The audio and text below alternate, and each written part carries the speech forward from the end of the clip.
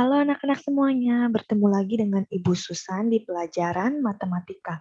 Nah, hari ini kita akan melanjutkan pembelajaran sebelumnya, yaitu menghitung sifat operasi hitung bilangan cacah, ya.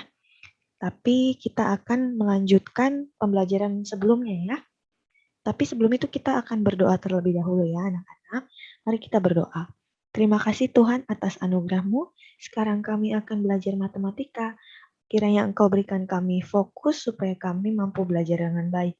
Di dalam nama Tuhan Yesus, haleluya, amin. Nah anak-anak, tujuan pembelajaran kita hari ini, setelah anak-anak semua mempelajari pembelajaran hari ini, anak-anak semua mampu menghitung masalah yang berhubungan dengan sifat operasi hitung bilangan cacah pada perkalian. Ya.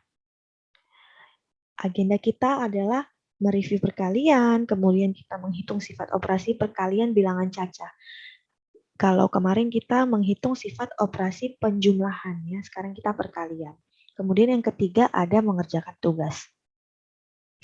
Nah, anak-anak sebelum itu kita akan mereview dulu tentang perkalian dengan nilai bersusun. Jadi kalau dengan cara bersusun itu biasanya perkalian dengan nilai yang besar.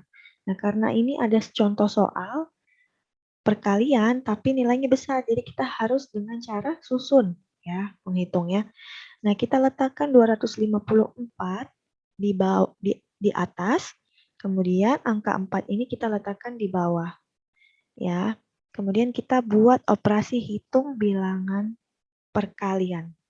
Yang pertama kita harus lakukan adalah dengan mengkalikan angka yang sebelah kanan terlebih dahulu, yaitu angka satuan. Ya, ini. Oke. 4 dikali 4. Nah, Ibu sudah memberikan tabel perkalian 4 dari 1 sampai 10. Jadi anak-anak tinggal lihat saja ya. 4 dikali 4 berapa ini? 16. Ya, 4-nya ada 4, berarti 16 hasilnya. Kemudian kita letakkan terlebih dahulu di sini. Ya, jadi jangan langsung ditaruh di sini. Tidak boleh. Karena masih ada operasi hitung yang akan kita hitung, misalnya 4 kali 5, kita masih hitung yang lain.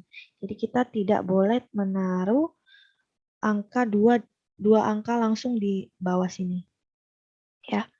Kemudian kita hitung 16 kan hasilnya 4 kali 4. Nah, kita letakkan angka yang di belakang ini di bawah operasi yang kita hitung. Nilai yang kita hitung kan 4 kali 4. Berarti kita letakkan angka yang di belakang ini 6 di bawah 4 kali 4. Ingat, sejajar ya. Kemudian satunya kemana, Bu? Angka depan ini kita letakkan di atas angka puluhan. Ya, nilai tempat puluhan. 1. Oke?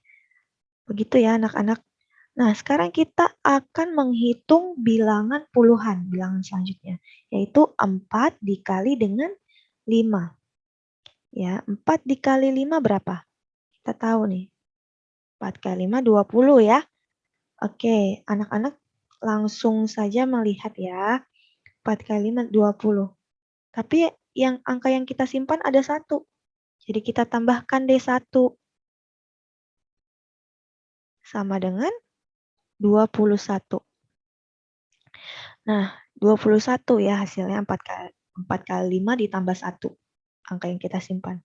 Nah, sama angka belakang kita letakkan di operasi yang kita hitung. Nilai yang kita hitung kan 4 kali 5. Hasilnya 21. Nah, angka belakangnya kita letakkan di bawah 5. 1. Angka yang belakang. Kemudian angka yang depan kita letakkan, kita simpan di atas nilai ratusan. Ya, oke. Kemudian kita hapus terlebih dahulu. Sekarang kita menghitung nilai 4 dikali dengan nilai ratusan, yaitu 2. 4 dikali 2 hasilnya 8. 8. Nah, kita masih simpan nilai 2 di sini. Berarti ditambah 2. Hasilnya berapa? 8 tambah 2, 10.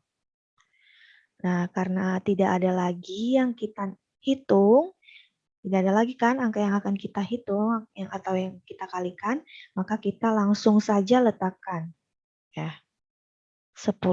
Wah, ternyata hasilnya ribuan. Berarti jangan lupa berikan titik. Jadi hasilnya adalah 1016.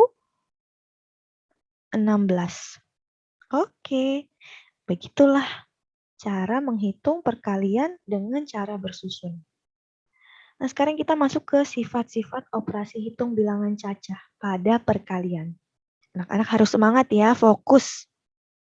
Sebelum kamu mempelajari sifat-sifat operasi hitung, kamu juga harus sudah memahami cara menghitung perkalian dengan baik. Nah, yang pertama, kita sudah belajar sebenarnya ya, sifat komutatif, sifat asosiatif, sifat distributif, dan sifat identitas. Tapi kita akan menghitung dengan operasi hitung perkalian ya. Jadi kita tahu sifat komutatif adalah sifat pertukaran. Oke? Jadi penjumlahan atau perkalian dua bilangan akan memberikan hasil yang sama walaupun kedua bilangan tersebut ditukar. Sifat-sifat operasi hitung bilangan komutatif hanya berlaku untuk penjumlahan dan juga operasi perkalian. Tidak berlaku pada pengurangan dan pembagian. Karena pembagian dan pengurangan itu bukan termasuk sifat komutatif. Oke, sekarang kita akan lihat contoh ya, contoh sifat komutatif pada perkalian. Kemarin sudah belajar pada penjumlahan, sekarang kita akan belajar contoh sifat komutatif pada perkalian. Di sini Ibu punya 5 dikali 4 sama dengan 5 dikali 4, berarti 5-nya ada 4. 5 tambah 5 tambah 5 tambah 5. Ingat ya, perkalian adalah penjumlahan yang berulang. Sama dengan 20. Ya. Kemudian kita balikkan angkanya. 4 dikali 5. Karena sifat komutatif sifat pertukaran, kita kan mau lihat nih hasilnya sama atau tidak. Kita balikkan. 4 jadi di angka depan. 4 dikali 5 sama dengan 4-nya ada 5. 4 ditambah 5 ditambah 4 ditambah 4 tambah 4 tambah 4 tambah 4. Hasilnya sama 20. Oke?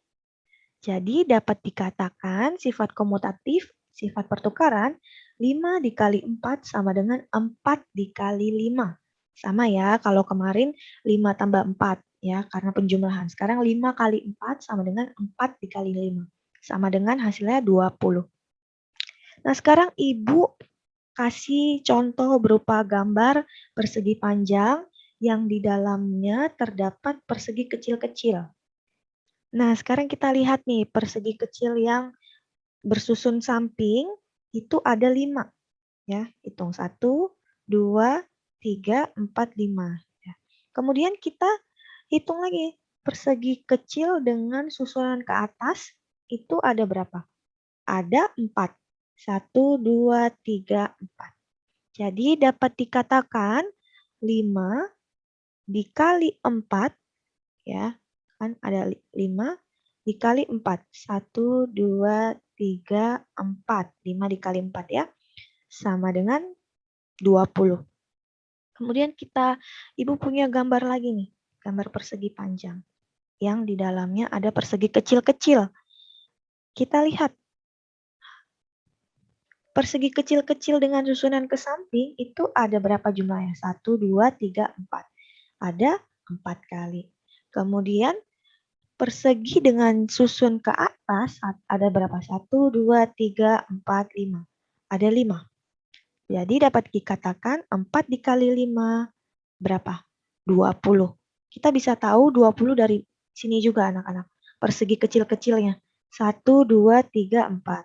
5, 6, 7, 8. 9, 10, 11, 12. 13, 14, 15, 16. 17, 18, 19, 20. Hasilnya 20. Sama ya. 5 dikali 4.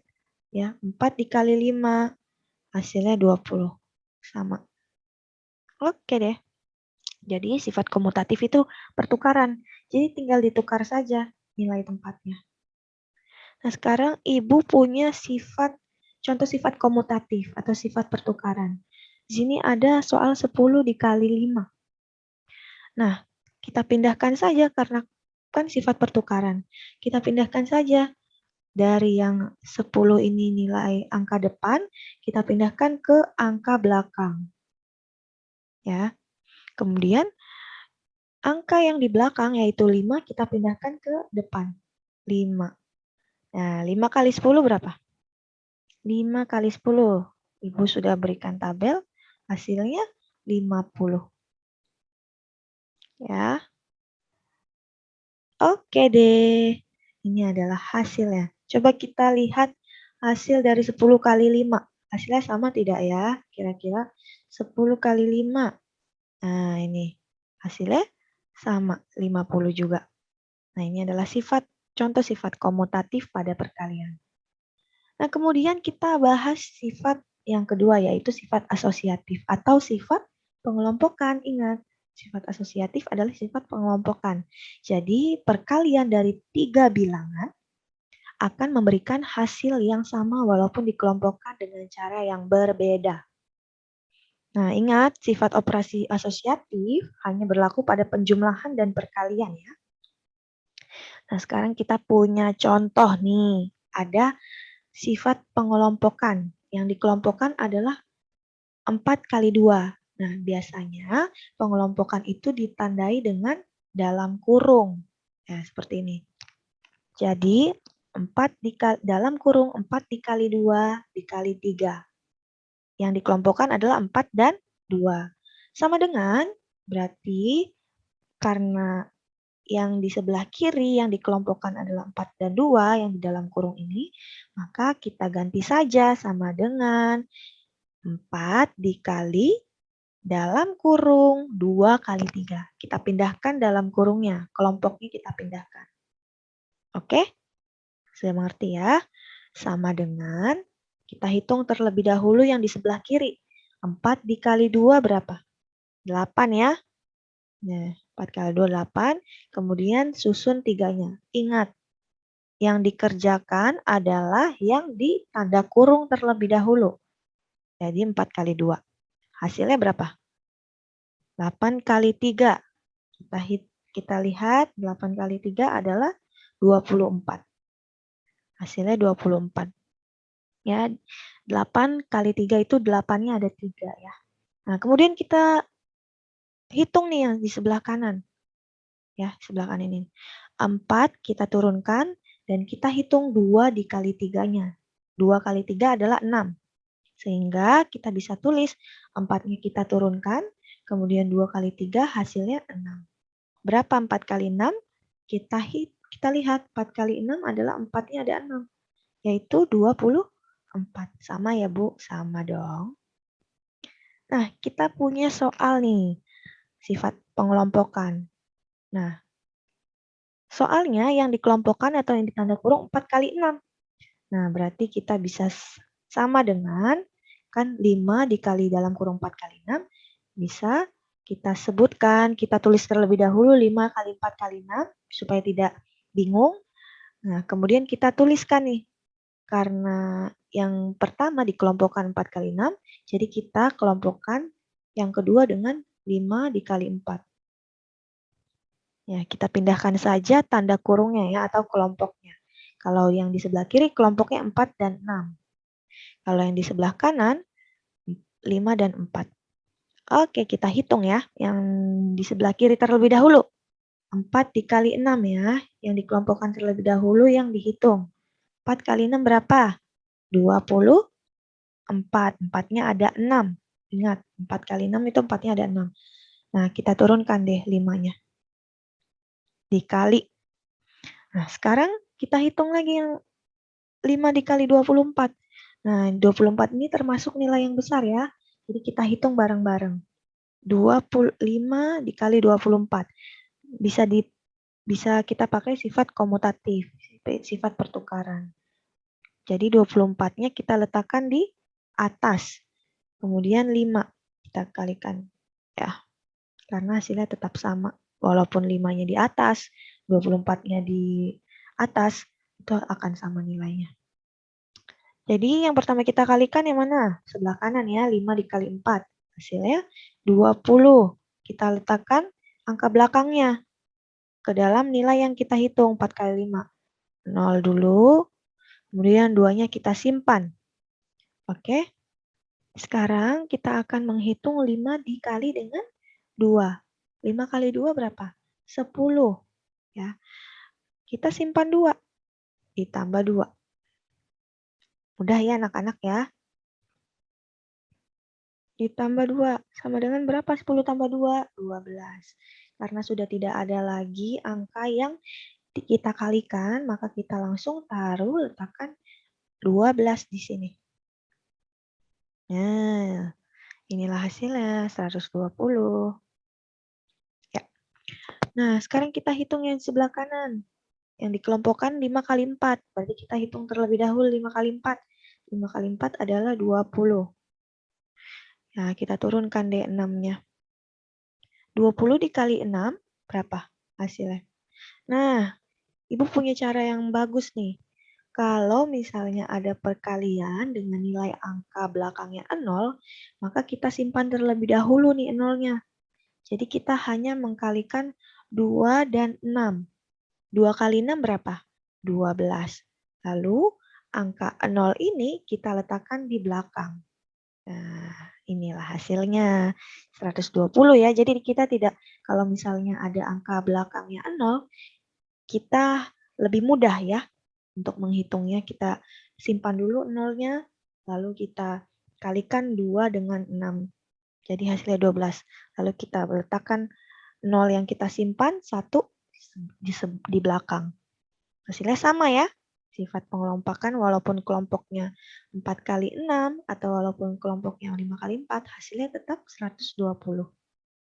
Oke, itu adalah sifat asosiatif. Sekarang sifat distributif atau penyebaran. Sifat ini berlaku pada operasi hitung perkalian dengan penjumlahan atau dengan pengurangan. Kalau kemarin kita sudah menghitung perkalian dengan penjumlahan, sekarang kita akan menghitung perkalian pada pengurangan. Sifat distributif ya. Sifat distributif perkalian pada pengurangan.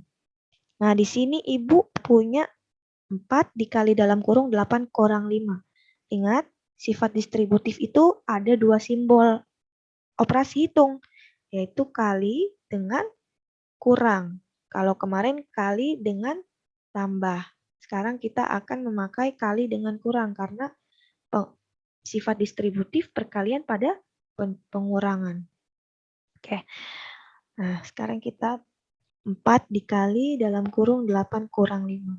Yang pertama kita harus lakukan adalah kita harus menyebar angka 4 ini kepada 8. Kita sebar 4 ke 8. 4 akan disebar ke 8. Kita tulis. Kita tulis di sini.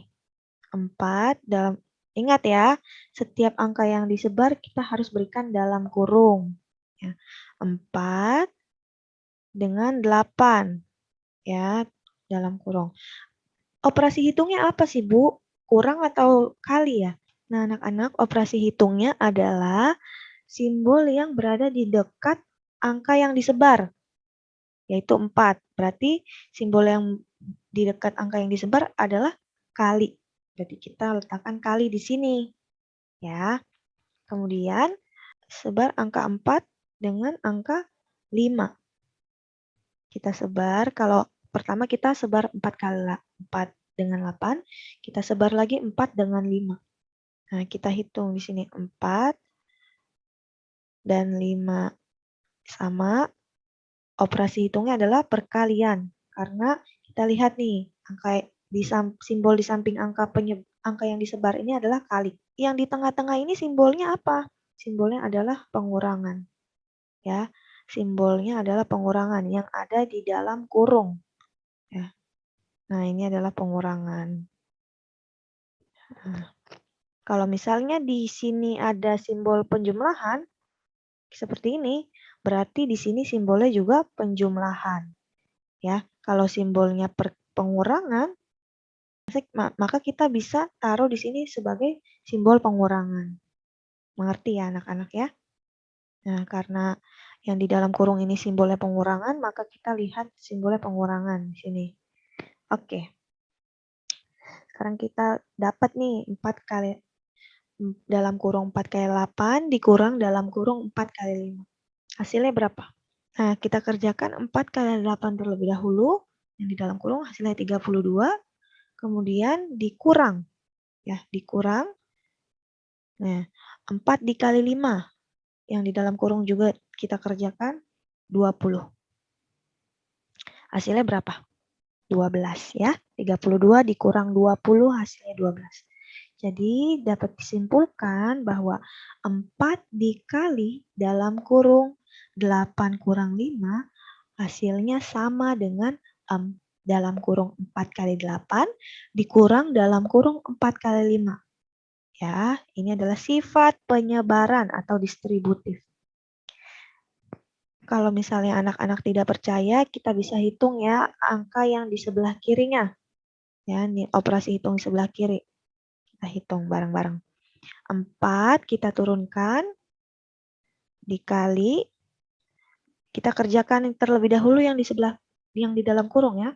8 kurang 5 hasilnya 3. Hasilnya 12, 4 kali 3.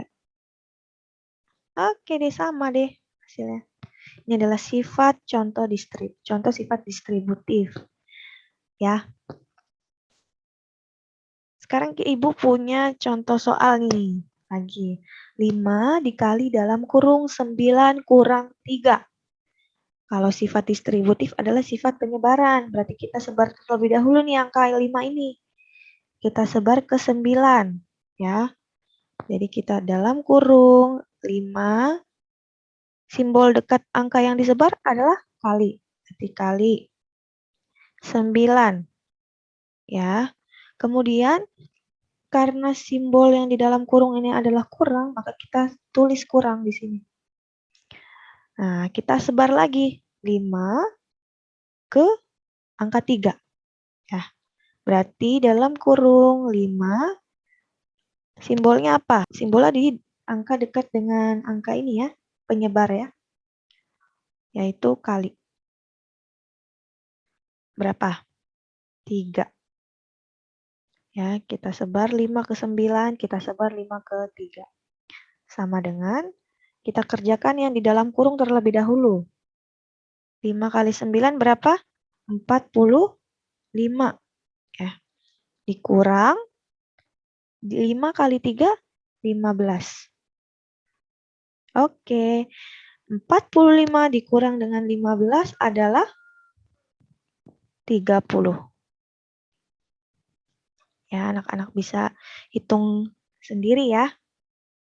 30. Oke deh, inilah hasilnya anak-anak. Ini adalah contoh sifat distributif. Ya. Ini pasti angka yang di sebelah kiri akan sama hasilnya 30. Oke anak-anak, sifat yang keempat adalah sifat identitas. Sifat operasi hitung dari suatu bilangan yang hasilnya adalah bilangan itu sendiri. Nah, kalau kemarin kita sudah menghitung penjumlahan, sekarang kita akan menghitung sifat identitas dari perkalian. Sifat operasi hitung identitas hanya berlaku untuk penjumlahan dan perkalian ya, ingat. Nah, kita lihat nih ada angka 45 kali 1. Hasil dari 45 kali 1 adalah 45-nya ada 1. Berarti hasilnya tetap 45. Nah, sekarang kita balik nih. Kita jadikan angka 45 ini di belakang. 1 dikali 45. Satunya ada 45. Berarti hasilnya 45 juga. Jadi dapat disimpulkan bahwa sifat identitas dari perkalian adalah 1. Ya, 1. Kalau kemarin penjumlahan 0, sekarang perkalian 1.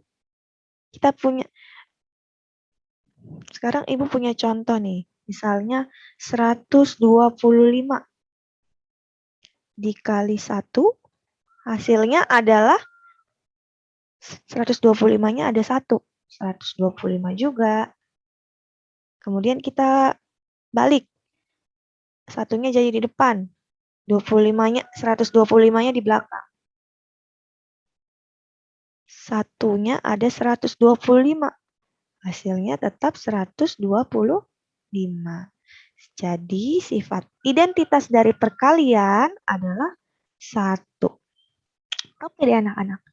Berikut adalah yang tadi sifat operasi hitung bilangan pada perkalian.